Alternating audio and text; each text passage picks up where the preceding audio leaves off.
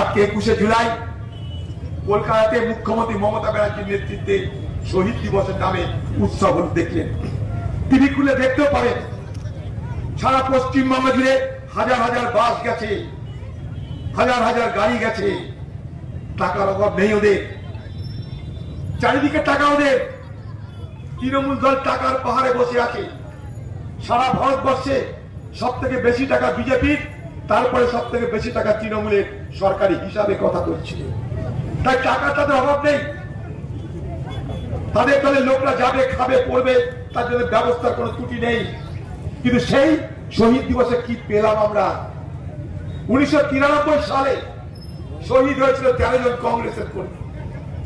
আপনি দেখছেন শহীদ দিবস উপলক্ষে সারা বাংলার প্রত্যেকটা লাইট পোস্টের দেওয়ালে ছবি ছাপানো হয়েছে। দুটো লোকের ছবি, কার? বাংলার মুখ্যমন্ত্রী মমতা ব্যানার্জি আর তার আদরের খোকা বাবু, তার ভাতিজা। এই দুটো ছবি ছাড়া আর কোন ছবি বাংলায় তৃণমূলের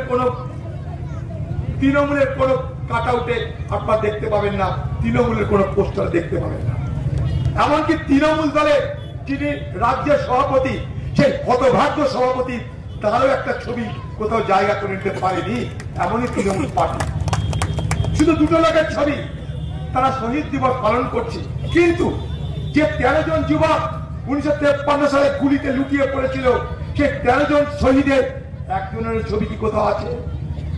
তৃণমূল দলের পক্ষ থেকে একজনের ছবি, একজনের নাম কোন পোস্টারে লেখা আছে না। কারণ তারা নাটক করে শহীদ দিবস পালন করে। শহীদ দিবস মানে শক্তি প্রদর্শনের দিবস, আমার ক্ষমতা প্রকাশের দিবস, আমার অর্থের প্রকাশ, আমার সংগঠনের ক্ষমতা দেখো, অর্থের ক্ষমতা দেখো, শক্তির ক্ষমতা দেখো, শক্তির প্রকাশ। আপনারা জানেন, আজকে পুলিশ বন্ধুদের বলছি, অনেক পুলিশ বন্ধু এখানে আছে, সে অপরাধীদের রক্ষা করছে। একটা মুখ্যমন্ত্রী সে অপরাধীদের বিচার চায় না। একটা মুখ্যমন্ত্রী, আপনি না বলেন মামাটি মানুষের রাজ্যের আপনি মুখ্যমন্ত্রী।